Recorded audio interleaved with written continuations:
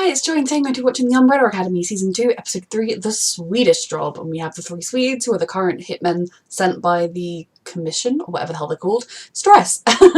Reminder that you can find the unedited version of this reaction on my Patreon, along with all my reactions. You get the unedited version 2 weeks in advance, the edited version 1 week in advance.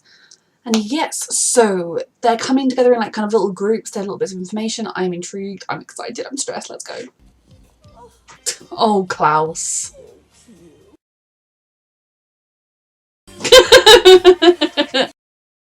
Ben. He is far travelled. Yep, got a bit much, the cult worship.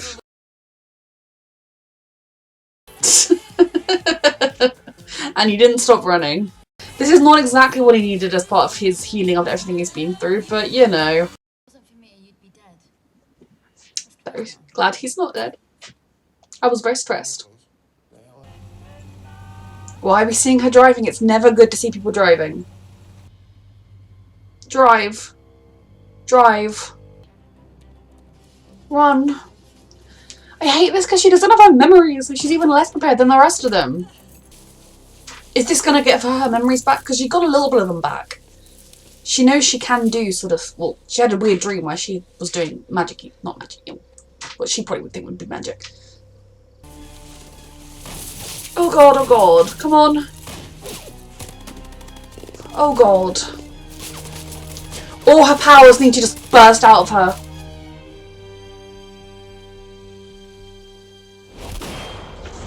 Yes! Destroy this man.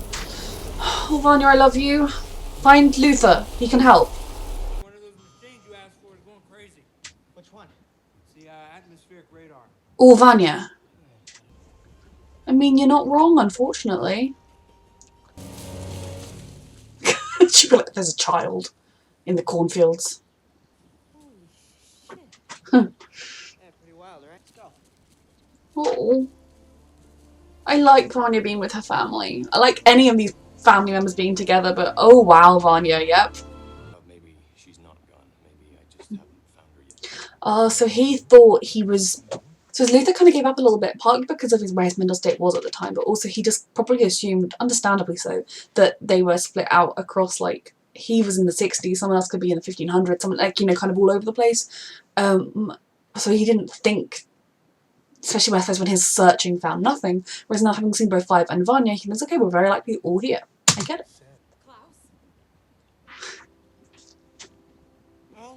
Oh, Alison, you don't need to jump in. I know you're excited, but he can come to you, but she's too excited. His name is Raymond Chestnut. Right. Is he locked up? Yes! You met him. Yeah, we did time together. Oh my god.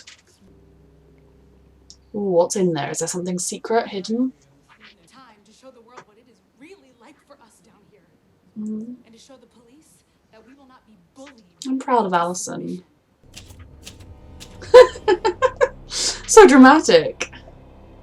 For family, brother. Okay. All brothers. Alison should be the one to tell him. When you were a baby, you were bought by an eccentric billionaire. Oh. He raised you, ended up being scattered throughout the timeline in Dallas, Texas. Mm-hmm. It's very, very common, actually. It happens to a lot of people. What do you mean the apocalypse? Well. I mean, we don't have time for this. That's my friend you just hung up on. Oh. Because he knows that I'm actually getting closer. Ouch. I felt that. Yeah, you were in such a... He probably didn't know that you were his son when he shanked you. Still. I love how she's just accepted this. That's how I found your parents. Oh. Goodness. So who's the one that taught her about punching or fighting or whatever? You never tell me that, Is that okay that I don't hate you like I hate most people? Yes. He feels the same. yeah, it's okay by me. Jesus!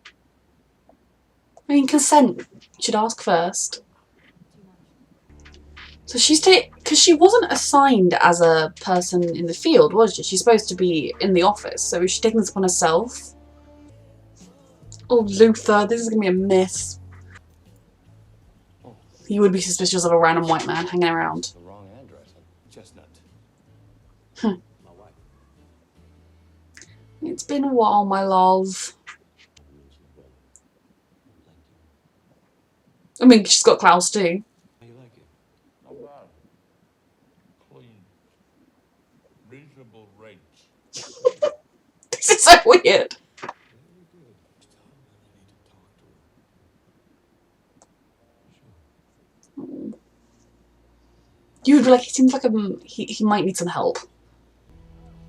The place she walked into when she first arrived, and they were racist as fuck.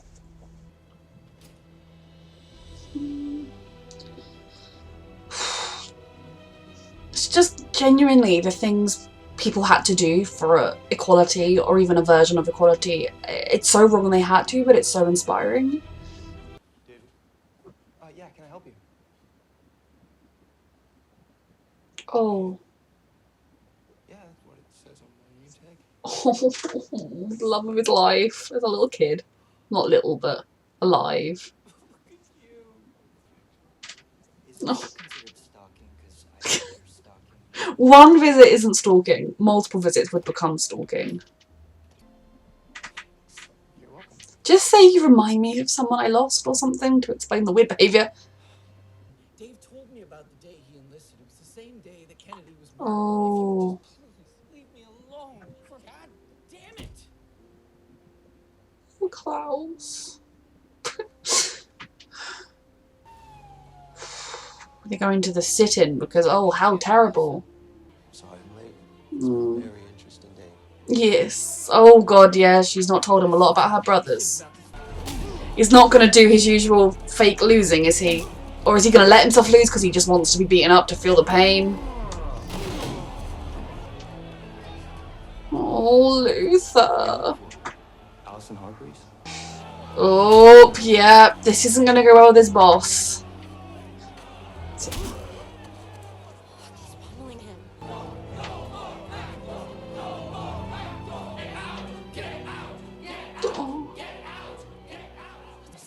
I cannot And then I come home. Mm. Biggest white boy I've ever seen in my entire life, standing on my front porch, trembling like somebody's lost puppy. Oh. Disgusting. All they're doing is sitting in a restaurant. God. Oh god.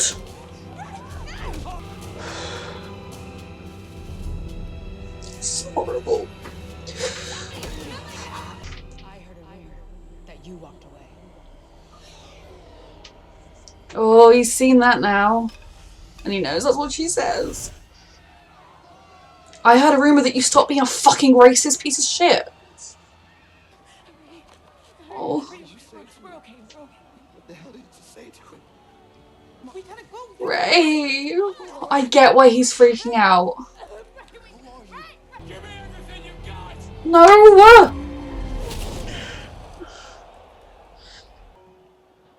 Luther. Well, you know, I'm glad two people had fun this episode. Oh, is she an agent for the commission? No. I liked you. Of course. You deserve it. For our mum? Yeah. So it was the story she told true, but then the handler took her in and raised her or whatever, or was the story she told absolute lying? So that was another really, really good episode. It was actually like very hard-hitting in a lot of ways. I mean, just sort of seeing the courage and bravery of those people standing up against racism and bigotry met with the hatred and the violence of people that think they're superior because I have the palest skin ever. Like, I don't tan. That doesn't make me any different to anyone else. It doesn't make me any better or any worse. It's just fucking skin colour.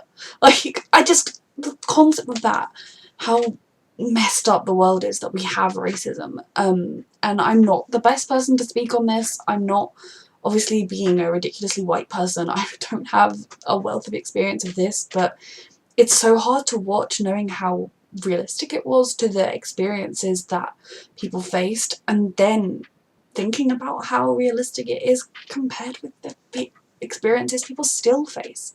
You know, there's still racism rampant in law enforcement. There's still police brutality largely against black people, or at least, I mean, it's poor people, but it's mainly poor black people. It just makes your blood boil to think it's still happening, and just sort of seeing it so viscerally, it just really...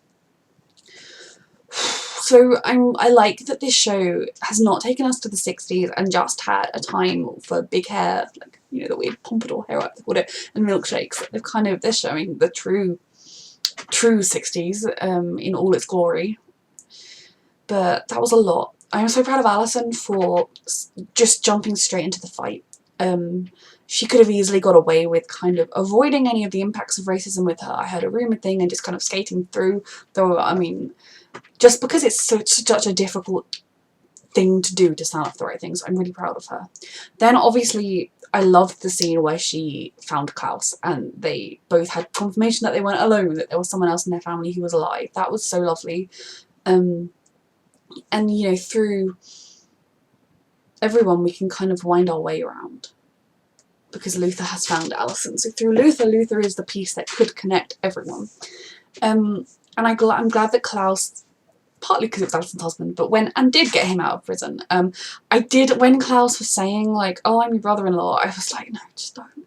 Like, maybe let Alison explain, because then she knows Ray. She knows whether either A, she can sit him down and properly have the time travel explanation with him, which is probably what he deserves, but if she kind of thinks, well, he wouldn't cope with that, she knows how to spin it. That, okay, she knows what she's told him and how she can fit this other brother into the mix. You know, he could be a half-brother, they could be adopted, he could be like, you know, there could be weird explanations for anything like that.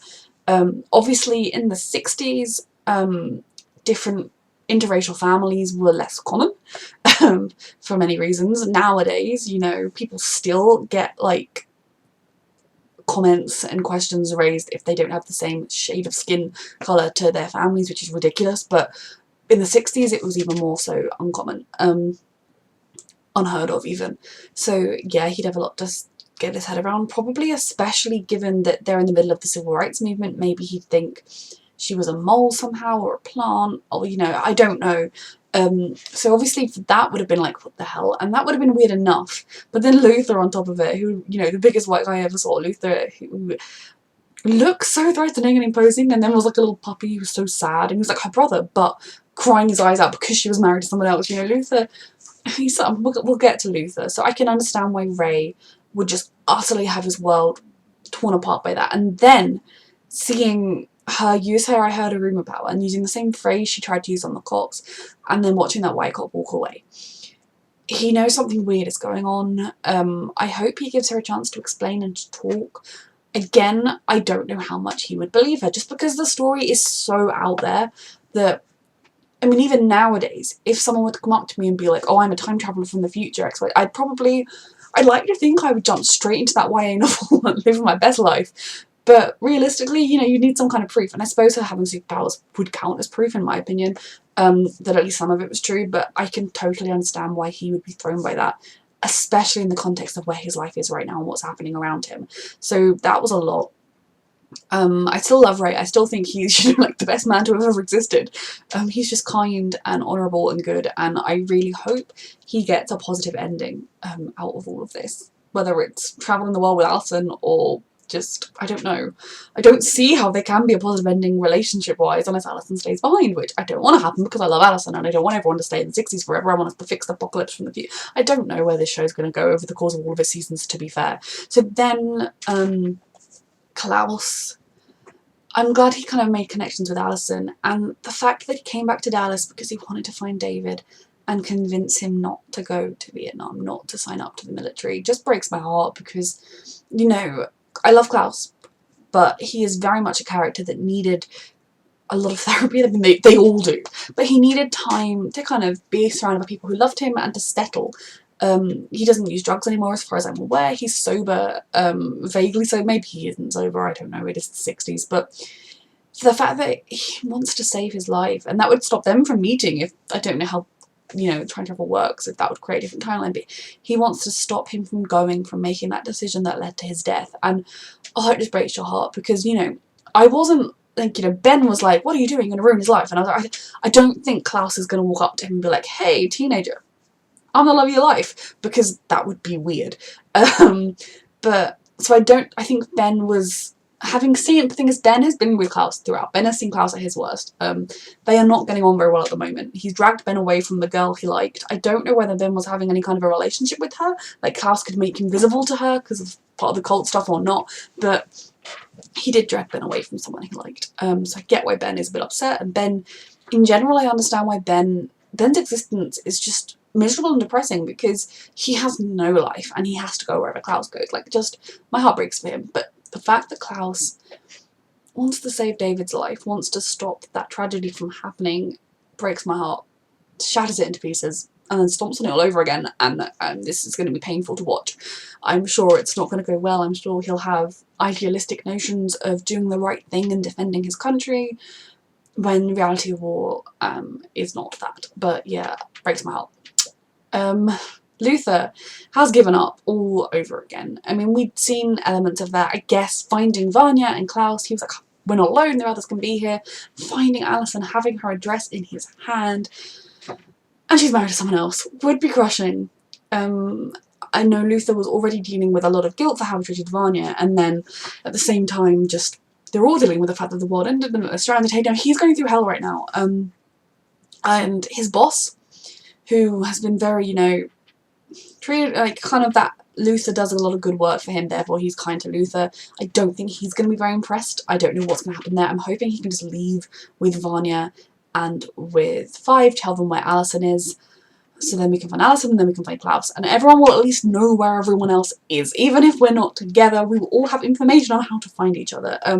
So obviously, I'm very sad for Luther, but I think at the same time, I enjoy that he didn't he left a message that he wanted to talk to her. I don't think he's going to try and force his way into it. I don't know, I think he will respect the fact that she's met someone else and is with someone else. She looked visibly shaken when she realised Luther was around, because obviously she still loves Luther, but when you think someone's dead, or you just are no longer able to be with someone else, you will fall in love with somebody. I don't believe we have one soulmate. I mean, as much as I love a good soulmate AU, but there are multiple soulmates around there for everyone. You can fall in love with multiple people. It's just who you come into contact with. So it's a mess, basically. I'm hoping that Five and Vanya being there for him will help, but I don't even know if they're going to be able to get to him. It's just a mess with Luther. I don't feel confident in his storyline right now. I feel like he is very much hitting rock bottom, and then he bounces a bit further down and hits even more rock bottom. I hope he's going to find his way to climb his way up. Then Five and Vanya. Five found Vanya. He was able to help her get out of the cornfields, because obviously so I kind of about them at the same time, and they were really just together this episode. For Vanya, just suddenly this crazy milkman with these other men were trying to shoot her the day after she met someone who said he knew her and he's sorry for hurting her, and just her brain would have been an overload on what the hell happened, and then that power bursting out of you would be terrifying. It would be kind of awesome, but it would be terrifying if you have no notion that that's a thing.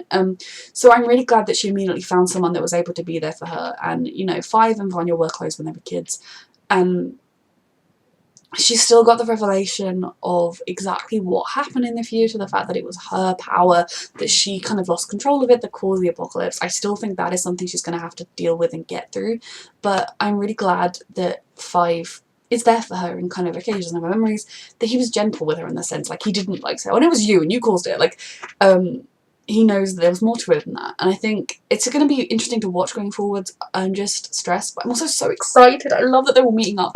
What I want from this show is for this family to bond and to be there for each other, and the longer they're apart, the less that happens. So I'm really excited to kind of see these connections forming. And I truly believe Vanya, I think I'm sensing more than just the friendship between Vanya and her friend. I don't know her name. But obviously, again, that's yet another storyline that I don't see anything good coming from it. Not only because of the time period they're in, but because of the situation and everything. My heart breaks when I think about the peace that Vanya was able to find with them and how that's not going to be something she's going to get to keep. But I believe that to an extent she'll be able to find that family connection and peace with her family, maybe, I don't know. But I'm scared about Vanya when she does get her memories back, because I feel like she probably will get her memories back, and what the full force of that will do, because we know they're in there because she had this dream of Luther. Just, again, the onslaught of all those memories is going to make her emotionally unstable. Hopefully the months, the time she spent being just accepted and looked after and loved and part of a unit where she was able to help and they helped her, you know, kind of, it wasn't like just down under stress, she became a vital part of that family, will hopefully mean she's in a better mental state to deal with it all, but we will see. I don't think I missed anyone other than Diego. Sorry if I have, I'm being an idiot. So Diego was stabbed, but thankfully his friend found him. Bitch. I don't know. And she saved his life. Now, I'm very intrigued. I'm glad that, you know, they had some fun times. I'm very intrigued about, I always have been, I think her character's been so fascinating. I've always been a little bit hesitant to be like, oh, she's awesome, or yay, be with Diego, because I'm like, who the hell is she? But I have really enjoyed her as a character. And when she was with her mother, the handler, she was acting pretty much the same way that she acted around Diego. A bit like kind of different and erratic and kind of odd. I wonder who she really is, where she really came from, what her real time period is. And the handler, what has she been up to? Because obviously she was demoted and so she became a desk person, but if she's a desk person, why is she on the ground? Because the Swedes are on the ground. I feel like, has she gone rogue from the commission too? Because obviously the commission said, oh no, someone else is dealing with that mess, you're doing something else now. Just be different. So I'm so intrigued about what's going on there. She's telling children things to make them wet themselves, she's defending fish. It's so interesting. Now the concept that she's her daughter, I love. Yet another, everything's linked, it's all intricate. What is the handler doing? Does she just personally want revenge on Five and everyone? Or is she trying to get revenge on the commission? Like, what is her purpose here? I'm so intrigued. And I'm very much intrigued, I don't remember her name, but the daughter. So she told Diego that her family were dead and she found them when she was 4. Now she'd previously mentioned that her mother taught her how to fight or to kick. I feel like she took out a policeman or something and she was really good at fighting, and then she was like, oh, my mum taught me that. So that would always make me think, oh, she'd had a vaguely similar upbringing to Diego, now being raised by the handler, that would make sense. So I'm assuming her parents died when she was 4 and she was somehow taken in and raised by the handler. Now, was that in the 60s in this timeline? Has the handler been living here for 20 years? Or however old she is? Or was that, is she from outside? I'm so intrigued and excited to find out more. I'm really loving this show. I'm loving the way, just like season 1, they weave all the pieces together. Things you think are just a random, disparate piece of story have an attachment to something else, and I'm so excited to see where it goes next, even if it's going to shatter me because I'm already feeling it. But no, this show, I love it so much. A reminder that you can find the unedited version of this reaction on my Patreon. Get those 2 weeks in advance, and the edited version is up 1 week in advance as well. And thank you so much for watching.